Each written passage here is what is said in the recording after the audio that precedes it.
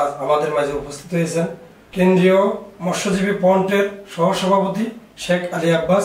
আমরা জানি আগামী নির্বাচনকে সামনে রেখে তাদের প্রস্তুতি চলছে, তেমনিভাবে শ্যামপুর কদমতলী 4 আসনের সম্ভাব্য প্রার্থী হিসাবে শেখ আলী আব্বাস আমাদের মাঝে আজকে জাকের পার্টির এবং ওনার এলাকার যে ভোটারদের তাদের উদ্দেশ্যে আমার বিশ্বলী খাদাওয়া ফরিদপুরি জাকের পার্টির প্রতিষ্ঠাতা বিশ্বলী খাদাওয়া ফরিদপুরি এবং জাকের পার্টির মহামান্য চেয়ারম্যান সাহেব এককভাবে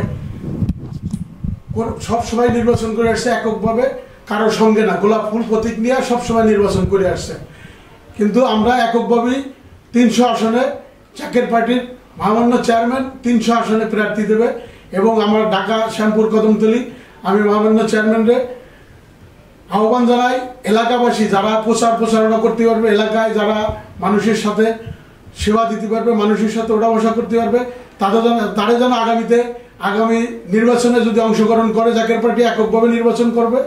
যেন সবসময় জাকের পার্টি নির্বাচন করছে 14 দলের সাথেও করি নাই, 22 দলের সাথেও করি নাই, 36 দলের সাথেও করি নাই, 35 দলের সাথে করি নাই। এখন তাই দলীয় থেকে নির্বাচন আসে নাই। যদি দেশে নির্বাচন হয়, যদি সুস্থ নির্বাচন হয়, শান্তিপ্রিয় নির্বাচন হয়, তাহলে আমাদের মাননীয় চেয়ারম্যান সাহেব জাকের পার্টির মহামান্য চেয়ারম্যান সাহেব যে নির্দেশনা দেবে সেইভাবে আমরা নির্বাচনে আগাবো আর কি, নির্বাচন করব।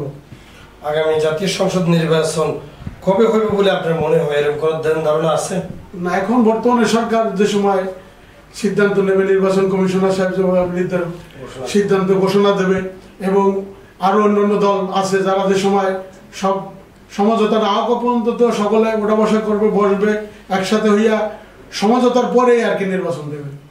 ধন্যবাদ। নির্বাচনে আপনি অংশগ্রহণ করার জন্য প্রস্তুতি রয়েছেন ইনশাআল্লাহ? আমি প্রস্তুতি আছি।